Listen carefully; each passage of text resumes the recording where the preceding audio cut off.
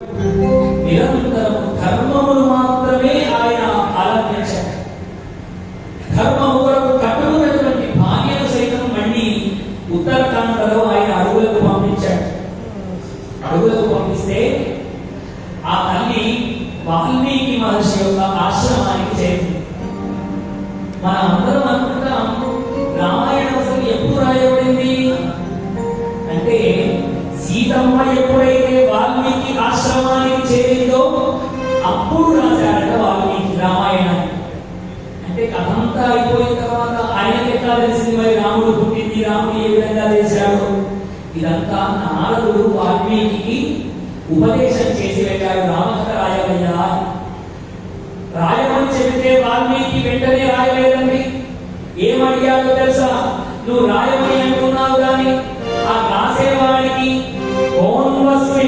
సాంప్రతం లోకే గుణవాన్ కష్టవీర్యవాన్ ధర్మజ్ఞశ్చ కృతజ్ఞశ్చ సత్యవాక్యో దృఢవ్రతః.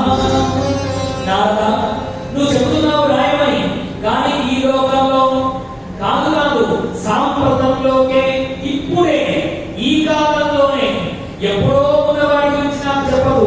ఇప్పుడున్న వాళ్ళలో ఎవరయ్యా ధర్మాత్ముడు, సత్యవాక్కులు కలిగేటువంటి వాడు, దృఢమైనటువంటి బాహుబలములు కలిగినటువంటి వాడు, దుష్ట శిక్షణ శిష్ట రక్షణ చేయగలిగినటువంటి వాడు ఎవరున్నాడో వారి గురించి చెప్పవయ్యా అన్నారంట. అడగగానే నారదుడు శతశ్లోకీయ రామాయణము అని 100 శ్లోకాలలో అద్భుతంగా రామాయణం అంతా ఉపదేశం చేసేశారు. దాన్ని దివ్య దృష్టి చేత గమనించినటువంటి వాల్మీకి రామాయణ రచన అంతా చేశాడు. రామాయణ రచన చేయగానే మరి ఈ రామాయణాన్ని మొట్టమొదలు ఎవరికి నేర్పాడు అంటే సీతమ్మ యొక్క కుమారుడైనటువంటి లవకుశులకే మొట్టమొదలు నేర్పాడు.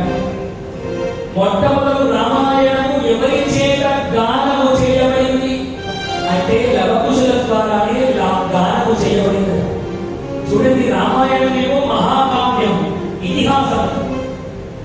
ఈ రామాయణానికి ఒక ప్రత్యేకత ఏమిటి అంటే గాయతే